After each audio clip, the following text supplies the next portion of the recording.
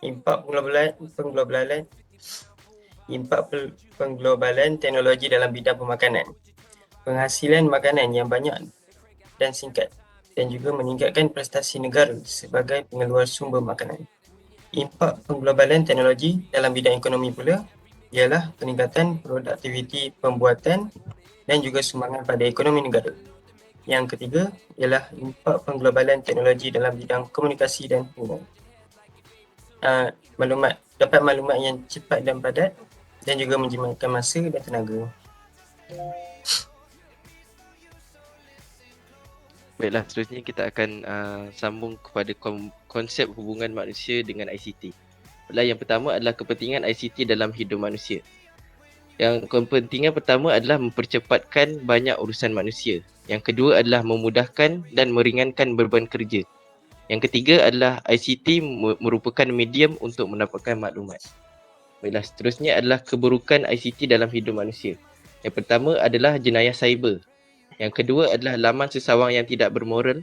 Dan yang terakhir sekali adalah mengurangkan dan menghilangkan pergaulan sosial. Terusnya ialah tokoh-tokoh ICT. Yang pertama ialah Vint Cerf and Bob Kahn, iaitu pencipta internet. Yang kedua, Tim Berners-Lee, pencipta konsep www. Yang ketiga, Roy Tomlinson, iaitu pemula email. Seterusnya dia jenis ICT pula. Terdapat dua, iaitu yang pertama ialah rangkaian yang merujuk kepada jaringan radio dan televisyen, jaringan telefon tetap, telefon bimbit serta jalur lebar.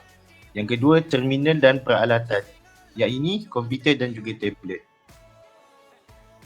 Okey, kita beralih kepada etika dan peradaban dalam penggunaan ICT. Untuk definisi etika, prinsip moral atau nilai-nilai akhlak yang menjadi pegangan manusia.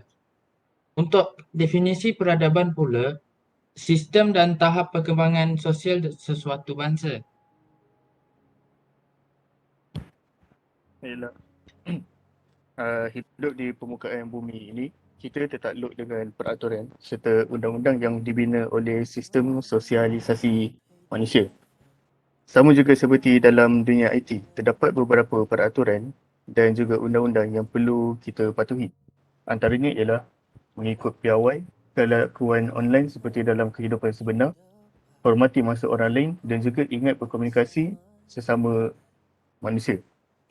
Sekiranya kita melihat balik pada peraturan-peraturan tersebut, sebenarnya dia sama juga seperti peraturan yang terdapat di kehidupan sebenar, kehidupan seharian. Maka dengan itu, ia tidak sepatutnya menjadi isu di mana seseorang individu itu tidak dapat mematuhi peraturan tersebut. Seterusnya, ICT merupakan tapak pengukuhan kesepaduan nasional. Terdapat peranan-peranan ICT yang mempercepatkan hubungan antara bangsa. Dengan ICT, kita dapat berhubung dengan sesiapa sahaja dari negara lain. Selain itu, ICT boleh membantu dalam pengajaran dan pembelajaran kita. ICT juga dapat menjimatkan kos dan memudahkan kita untuk mendapatkan maklumat dari laman web. Kes jenayah juga dapat diatasi dengan bantuan ICT. Contohnya, CCTV boleh digunakan untuk mengesan dan membekas penjenayah.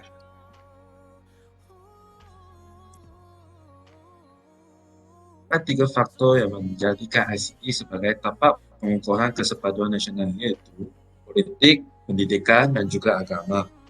Kepada politik pula, ICT banyak membantu dalam menyatu padukan nasional dan masyarakat dalam media sosial. Pada pendidikan pula, ICT dapat mewujudkan persekitaran yang realistik, interaktif dan juga menyeronokkan.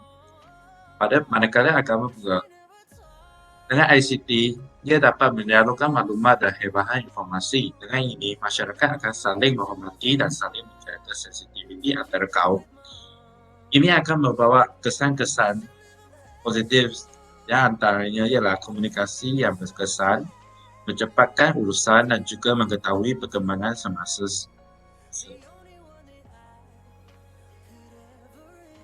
Bagi isu semasa ICT pula, ia terbahagi kepada dua kesan positif dan kesan negatif. Dan kesan positif dan negatif ini telah terbahagi kepada dua bidang, iaitu dalam bidang pendidikan dan komunikasi. Untuk kesan positif dalam bidang pendidikan, pelajar akan mudah untuk mendapatkan pelbagai maklumat di laman sesawang. Dan bagi bidang komunikasi, semua orang mudah untuk berhubung dengan kos yang lebih rendah berbanding menggunakan telefon pintar. Untuk kesan negatif pula dari segi pendidikan, iaitu kepakaran guru yang terhad, dan komunikasi pula berlaku jenayah cyber seperti penipuan secara atas talian, cyberbully dan transaksi palsu. Itu sahaja. Kesimpulannya, tidak dapat dinafikan lagi bahawa teknologi maklumat dan komunikasi sebagai penggerak kesepaduan nasional di Malaysia.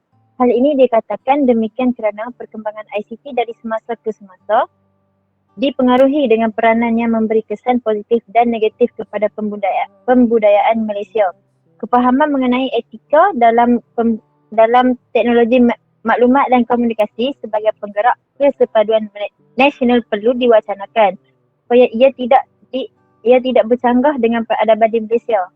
Oleh itu, setiap individu mestilah memainkan peranan masing-masing untuk memastikan teknologi maklumat dan komunikasi dapat dijadikan sebagai alat yang menggerakkan kesepaduan nasional di Malaysia. Sekian, terima kasih.